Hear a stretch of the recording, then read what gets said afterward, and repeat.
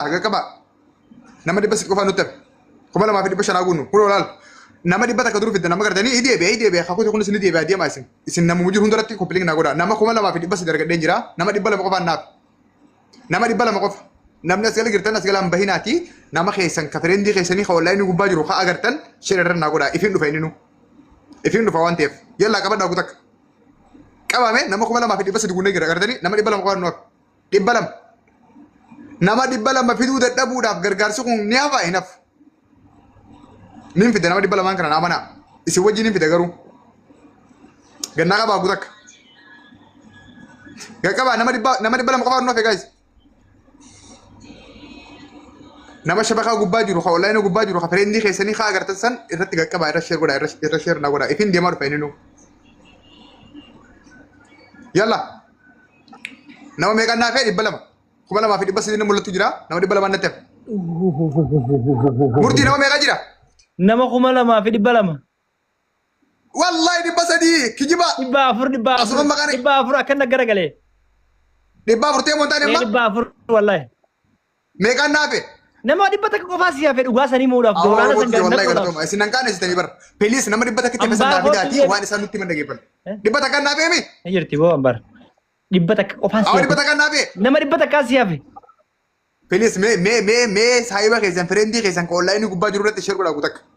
Gaqqabaati addatti jitan akka kana gaqqabaati nama takka wallahi billahi friendii nama tokko kanarratti nama tokko kanarra share godhu mee anarratti kan maqaa yaamu dafee anarratti ka share godhu gutakka. Anumarratti anuma dabbala staa kanarratti nama tokko ka share naa godhu. Hundi keessa murtii irra share godhaa mee at least.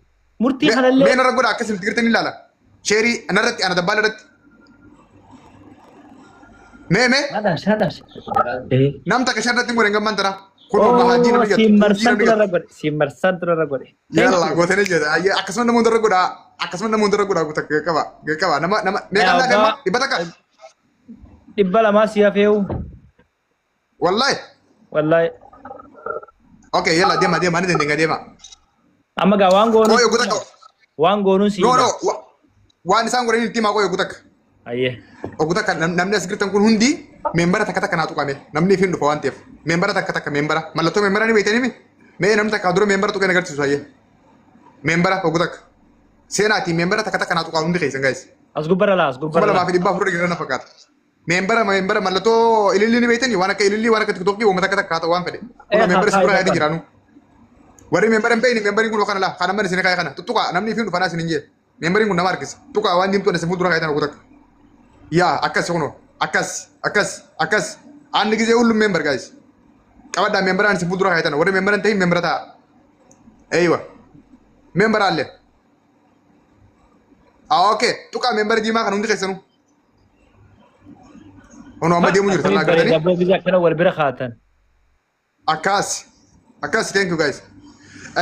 Okay, Murti sagantaa ni eegalla rakkoon hin jiru saaleen deemu jira waan ta'eef osoo sagantaa ni eegalle dura zabidaa waan jettumo ni eegalla. Dabbal gizee takka rasiita tokko namni natti ergee san keenyaa miti namaan ni ergee itti erginaan jaan itti ergee ilaali kuma soddom. Sun keenyaa miti. Oh my god. We did it. Keessanii miti yasun. Keessan malee ergame ayye. Keenya kabajamtuu fi jaalamtamtu obboleettii teenya qaalii nuti waawaasni kan kee bal'aasiif jirra siin jaa obboleeyyan kan kee kun immoo addatti Abo shamarran nu qabdi harge Zabida sagalee si duro sawanta kun gette qabdi ogotaka shamarran keenya harge kun ana kan isinitti ibsuun beeku like bartanaaf biyyattillee alattillee shamarran nu qabna nuti kun akka hargenni beeytanii dhiira dubartiin harge takka dhiira hedduu caalti narraa mataa xiyyaarraa eegalee so baga isin qabaanne hamilee nuttillee gootanii akka nuti obboleetti teenya tanaaf waan dandeenyuun u'u'ennee ambayyoo ennee iyyannullee isintu nu godhe galatoomaadha sagantaa kanaaf waan nuti agaree fudhalla Hamza Ibrahim sagalee ummata kana waraabdee kan YouTuber nu keessu kabajan si gaafanna hundi keessa rekoordi godhadha akkana profaayila kana wajjin obboleeyyan keenya asirratti argitan kuni hagaree fooloo godhaa isiniin jechuu jirru kuni homaa takka addatti waan nu taaniif miti shamarraniif dhaabbatanii isaan communityidha biyya isaan jiraatan Ameerikaadha walitti dhufanii gaafa rakkootiif jabaannee dhaabbannee bakka takkatti rakkoo dubartoota addatti akkuma dhimmi daa'immaniif dubartoota jiru biyya keessa beeytanitti isaan kun garee community hawaasaati kadhuunfaati ammallee kabootummaan dhaabee miti isaan kun sa'a qabanirraa jireenya biyya Ameerikaanii beeytanii hagam akka fiigan sa'a hagam akka rafan hojii akkamitti akka dalagan Wallahi especially saa ammaa tana nama hojii keessa taa'ee muutirraa kaafatu dubbatu dandeenye jira. Garuu akkamitti isin keessa hafaaf as keessa nu keessa taa'u jira. Believe me nama akkasiitu jira amma nu keessa. Uummanni kun uummata akkanaati.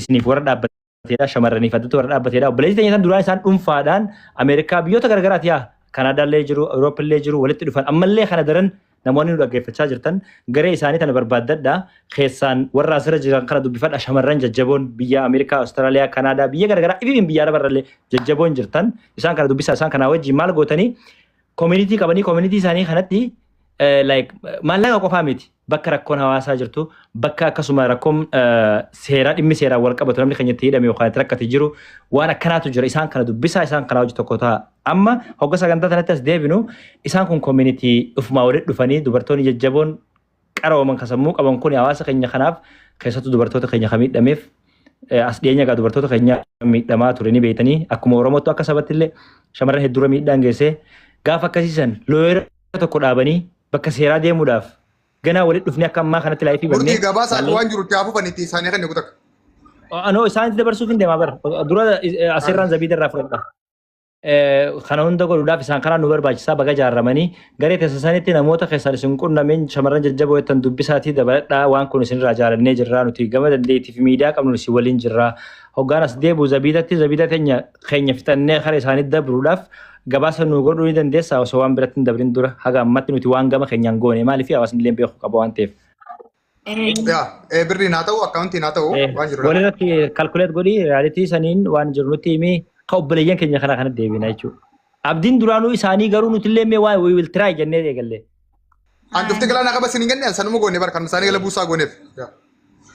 Galatooma isin hundinuu warri as keessa jirtan warri hirmaachisaatis jirtan warri hirmaachaa jirtan obboleeyyan kiyya ka dubartoota garee dubartii waliif gaachana hedduu taga galatooma isin hundi warra as keessa jirtan hundi keessanuu ilaa hanqa ammaan tana